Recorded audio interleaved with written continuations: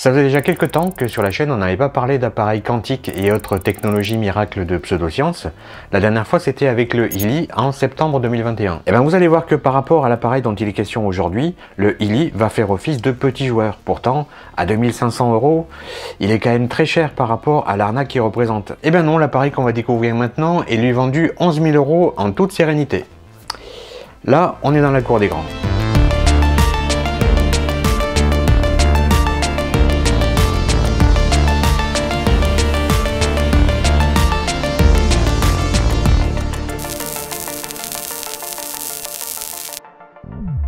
Alors déjà, comment cette machine a atterri entre mes mains? Eh bien, il y a quelques mois, un abonné qui souhaite rester anonyme, et que j'appellerai donc C3PO, m'a contacté pour me proposer de me faire parvenir un étrange appareil qui a été retrouvé parmi les affaires d'un de ses proches récemment décédé. Et c'est pas pour rien que je précise ce petit détail. Et dans son message, C3PO m'explique qu'il s'agit d'un PRK-1U, le fameux dispositif quantique à 11 000 € d'un certain Grigory Grabovoy, le fondateur et chef de la secte russe. C'est comment déjà ?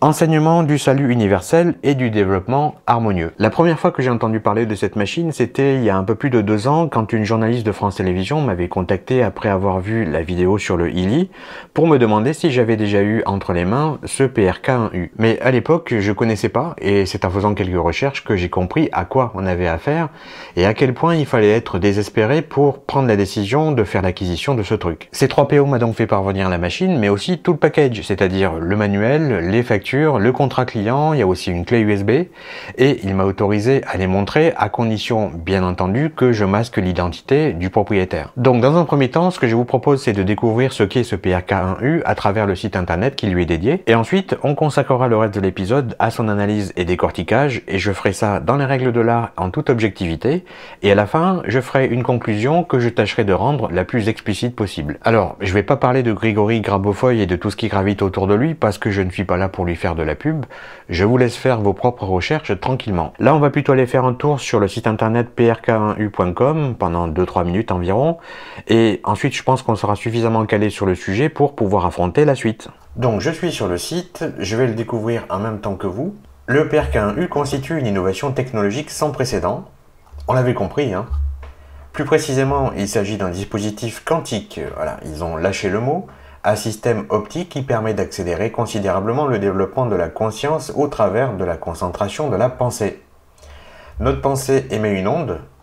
Est-ce que vous saviez que notre pensée émettait une onde? Moi non.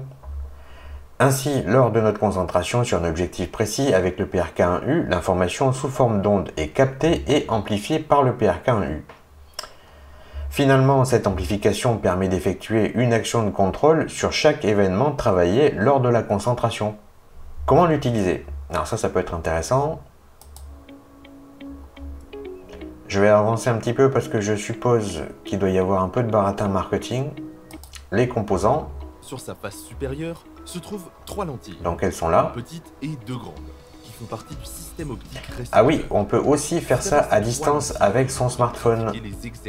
Donc, vous voyez, il y a des photos. À côté de chaque lentille, vous voyez aussi une barrette avec des chiffres et, sur certains dispositifs, une plaque avec 2 diamants. Ah, moi j'ai pas les diamants. Des concentrations. Pourquoi j'ai pas les diamants? Le positionnement des lentilles, des barrettes de chiffres et de la plaque avec les diamants varie d'un dispositif à l'autre. Le PRK-1U se branche sur secteur. Comment l'utiliser? Le PRK-1U est très simple à utiliser. Pour interagir avec lui, il vous suffit d'effectuer des cercles en sens inverse des aiguilles d'une montre avec votre regard, en passant par le centre de chacune des lentilles. Quoi? Pour une utilisation optimale, il est nécessaire 1. De focaliser votre attention sur un objectif précis, personnel ou collectif et bénéfique pour tous. 2. De rester concentré pendant toute la séance. Quelle que soit votre capacité de concentration actuelle, elle augmente progressivement en durée et en intensité avec l'utilisation régulière du... D'accord, je vois. Comment agit-il sur votre conscience? Le PRK-1U interagit directement avec la conscience de l'homme. Impressionnant. En effet, chacune de nos pensées a une certaine activité physique, elle émet un biosignal lumineux. Est-ce que vous saviez que nos pensées émettaient un biosignal lumineux? Moi, pas du tout. C'est ce biosignal qui interagit avec le PRK1U lorsque nous travaillons avec lui. Très bien. En fait, le dispositif capte notre biosignal, l'amplifie considérablement et nous le restitue. Cela nous permet d'avoir un impact plus important sur nos événements et d'harmoniser notre vie quotidienne. Donc il faut l'utiliser quotidiennement. On a quelques témoignages et avis des utilisateurs. Nour nous dit « Je l'utilise quotidiennement, il m'aide à normaliser tous les domaines de ma vie. Sur une échelle de 1 à 10, le PRK1U contribue à une hauteur de 9 à mon évolution. Moi pour 11 000 €, moi je le mets à 10. Hein. C'est un véritable accélérateur. » Elisheva nous dit que le dispositif PRK1U est mon assistant personnel et me permet d'évoluer à une très grande vitesse tout en plaçant la barre de plus en plus haute au fur et à mesure de ma progression. De nouveaux horizons s'ouvrent à moi régulièrement et d'une manière progressive qui va avec mon rythme d'évolution. Est-ce que Elisheva ne serait pas une intelligence artificielle? Je me pose la question. Bon, pour le moment, je vais pas revenir sur ce qu'on vient de voir sur ce site, mais clairement, on nous prend déjà pour des gros débiles, et ça c'est un signe, et on nous balance à la figure des tas d'affirmations qui sortent de nulle part. Je voulais cependant revenir sur un détail que m'a précisé C3PO par rapport au propriétaire de ce PRK1U, qui, je le rappelle, était l'un de ses proches. Cette personne est décédée à la suite d'un cancer, et cette machine lui aurait été vendue comme étant, entre autres, en mesure de l'aider à surmonter sa maladie en boostant sa conscience. Parce que selon leurs termes, c'est la conscience qui donne au corps la force nécessaire pour ça. Voilà, donc inutile de préciser que cette affirmation sort de nulle part et que encore aujourd'hui elle reste à démontrer. Et en plus de ça, d'un point de vue éthique, c'est très limite. Hein. Bon, avant de s'attaquer à l'analyse de l'appareil, on va jeter un coup d'œil aux documents qui m'ont été fournis. Je vais d'ailleurs en profiter pour vous montrer ce qu'il y a dans la boîte que C3PO m'a envoyé. Notez ici la mention fabriquée en Serbie. On a donc le contrat papier et des factures, je vais vous en montrer quelques extraits dans un instant. Ensuite, quelques feuillets explicatifs pour la prise en main. Dans ce sachet se trouve une carte plastique et une clé USB, je ne sais pas encore si elles ont une utilité réelle. Ensuite, on a ici un petit manuel écrit en anglais et en serbe. Alors, je l'ai rapidement parcouru et c'est essentiellement des infos techniques sur le dispositif et sur les travaux de Gravofoy, histoire de rassurer le client sur le fait que tout cela est très sérieux. Et enfin, nous avons le boîtier, et dans le doute, j'ai masqué ces parties métalliques qui comportent des chiffres pour le cas où ça aurait un rapport avec le propriétaire. Et je constate que le boîtier est vraiment très léger. Parmi les papiers se trouvent ces deux factures. Celle de gauche, d'une valeur de 350 € correspond au dépôt de garantie qui ne sera remboursé au client uniquement s'il restitue le matériel au bout de 4 ans. Sinon, il perd cette caution. La facture de droite d'une valeur de 10 700 € correspond au coût de la licence d'utilisation du PRK1U.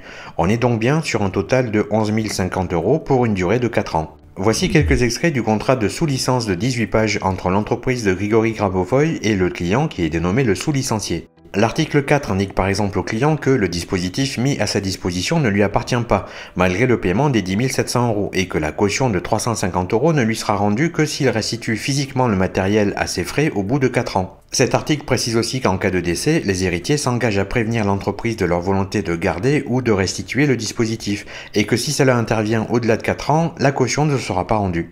Mais ce qui m'a beaucoup amusé, si j'ose dire, c'est cette décharge de responsabilité à la toute dernière page du contrat que le client a l'obligation de signer. Elle stipule qu'il a pleinement conscience que le PRK1U lui est mis à disposition sans aucune garantie de résultat et que cet appareil n'est pas destiné à guérir ou à diagnostiquer quelque maladie que ce soit. Il est uniquement distribué à titre expérimental. Ok, bon. Je pense que comme moi, vous avez très hâte qu'on prenne en main cette machine qui doit comporter une technologie quantique hors du commun. Donc allons-y. Selon le manuel de prise en main, l'appareil comporte 3 modes, vous avez leur description à l'image. Ceci est le mode 1, ça c'est le mode 2, et ça c'est le mode 3 qui déclenche un clignotement lumineux. Et c'est alors que je me suis rendu compte que dans ce mode 3, le comportement de la consommation électrique était dans les choux. Regardez les valeurs qu'on mesure au puissance mètre, c'est comme si quelque chose dans le boîtier coupait puis rebranchait l'alimentation en courant pour produire ce clignotement régulier. Ça en est presque inquiétant. Si on compare avec le mode 2 par exemple, l'alimentation est plutôt stable, le boîtier consomme 2,5 watts. Bon, c'est vrai qu'avec une valeur de 0,5, le facteur de puissance est assez médiocre, mais il ne faut pas s'attendre à mieux de la part de ce type de boîtier d'alimentation qui sort 12 volts pour 1 ampère max et ne doit coûter que quelques euros. Et puisqu'on est dans les trucs louches, quand on observe de près les soi-disant lentilles sur lesquelles on doit se concentrer visuellement pendant qu'on se sert de l'appareil, on constate qu'elles sont juste fixées à la surface du boîtier. Il n'y a aucun orifice en dessous pour laisser passer un quelconque rayon qui émanerait de l'intérieur du boîtier. Non, elles sont juste là, posées à même la surface. Quelque chose me dit que c'est étrange.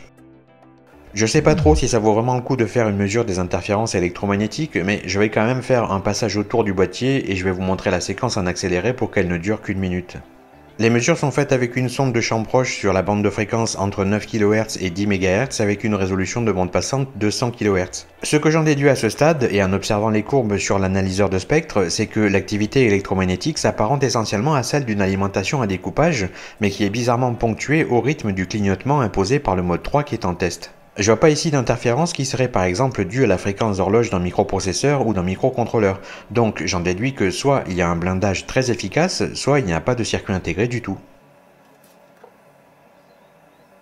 Bon allez, inutile d'attendre plus longtemps, on ouvre tout ça.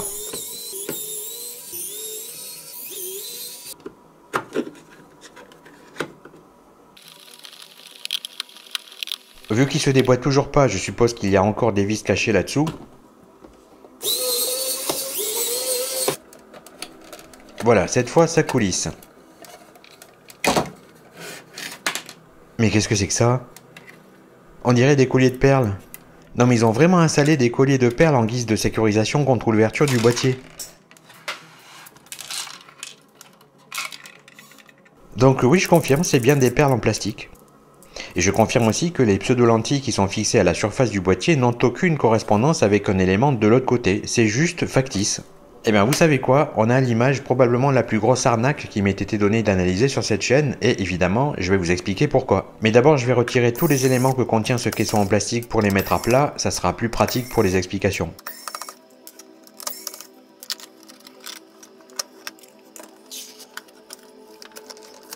Et alors que j'étais en train de dévisser cet élément, je me disais que ça ressemble quand même étrangement à un panneau LED d'une lampe de poche avec son réflecteur. Eh bien figurez-vous que ça en est un. Regardez, derrière, il y a même les emplacements pour insérer 3 piles AAA de 1,5 volts. Et comme vous le voyez, au centre, ce sont bien des LED. Et je suis même certain que ça fonctionne toujours, mais on va vite en avoir le cœur net. Et voilà. Ça en deviendrait presque comique si c'était pas vendu 11 000 €. Je termine de détacher les câbles pour pouvoir étaler l'ensemble à plat et détailler tout ça.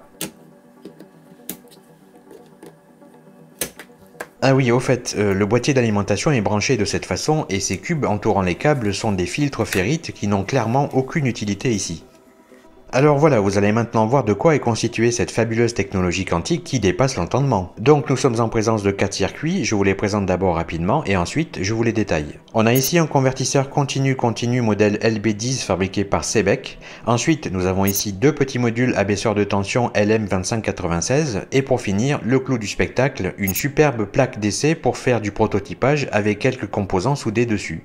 Concernant le premier circuit, c'est donc un module de conversion de courant continu vers continu qui prend en entrée ici une tension comprise entre 8 et 40 volts et qui délivre en sortie ici une tension constante de 12 volts pour un courant maximum de 2 ampères. Et en termes de coût, chez un revendeur comme par exemple Fadicel, ce module est vendu 35 €. Ensuite, on a deux de ces petits modules basés sur un régulateur de tension Texas Instruments LM2596. Donc en entrée de ce côté-ci, il accepte un courant continu d'une tension de 3 à 40 volts. Et de l'autre côté, en sortie, il peut y avoir entre 1,5 et 35 volts pour un courant max de 3 ampères.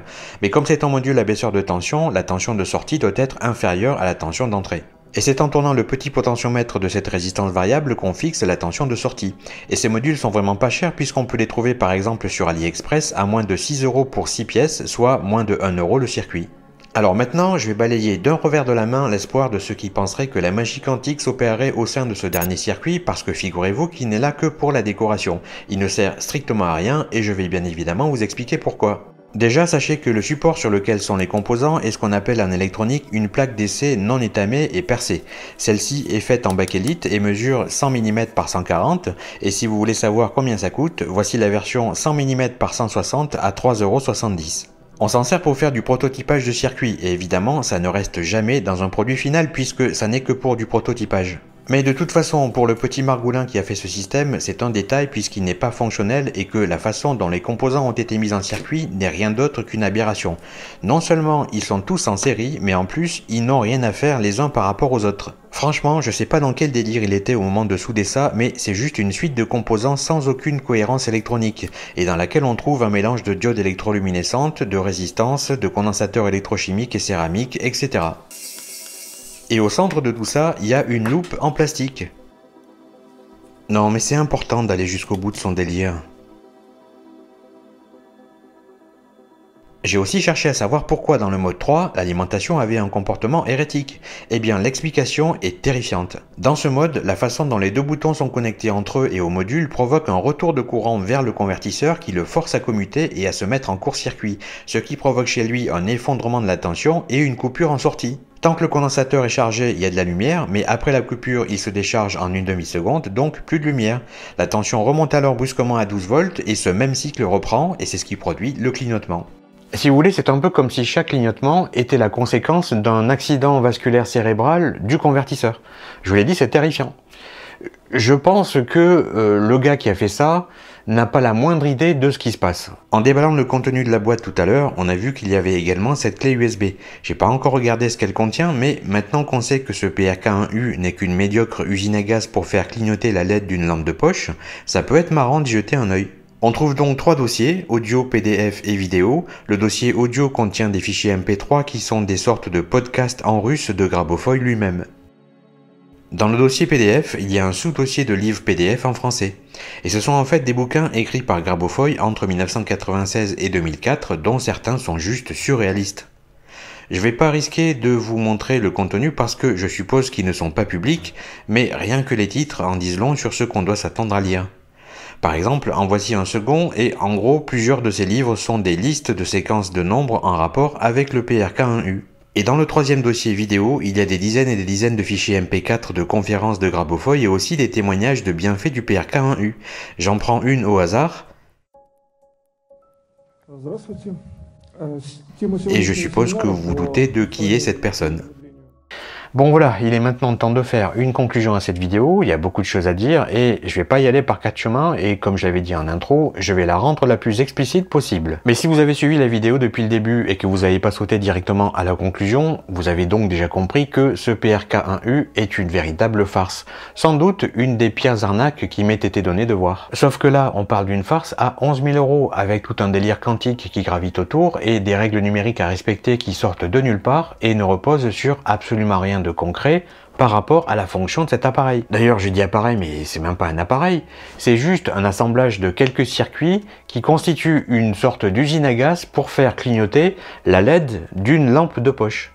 C'est tout. Et pas besoin d'être un électronicien chevronné pour en déduire ce que c'est vraiment, on en a fait le tour en 30 secondes tellement c'est basique. Et en termes de conception, mais c'est de l'amateurisme primaire, c'est ni fait ni à faire. Et ils se sont même pas pris la tête, c'est confectionné à partir d'éléments qu'on peut trouver sur des boutiques de vente en ligne de composants électroniques. Et en termes de coût de fabrication, entre les composants électroniques, le boîtier d'alimentation, le caisson en plastique, les fils, les boutons en façade et les colliers de perles, faut pas les oublier, on se situe autour de 50 € pour une fabrication artisanale. C'est pas mal comme marge bénéficiaire, non? Au bout de 10 clients, ils sont déjà à 110 000 € de bénéfices nets. Et dites-vous que l'électronique qui se trouve dans cette pauvre télécommande à quelques euros est déjà plus complexe que ce qu'il y a dans le PRK1U.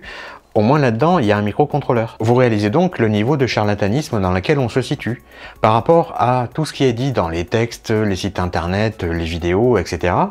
Rien de ce qui est avancé n'est réel. Tout est factice, c'est juste une grande mise en scène. Et évidemment, pour rendre l'expérience la plus crédible possible, parce qu'on paye quand même 11 000 €, le créateur de cette supercherie a imaginé tout un vocabulaire pseudo-scientifique et tout un lore basé sur des séquences numériques abstraites. Ceux d'entre vous qui ont vu l'épisode sur le Healy doivent se rappeler que le niveau de foutage de gueule était déjà bien perché. Et bien là, on atteint un niveau stratosphérique. Je pense qu'il sera difficile de faire mieux. Bref, c'est à la fois affligeant et alarmant.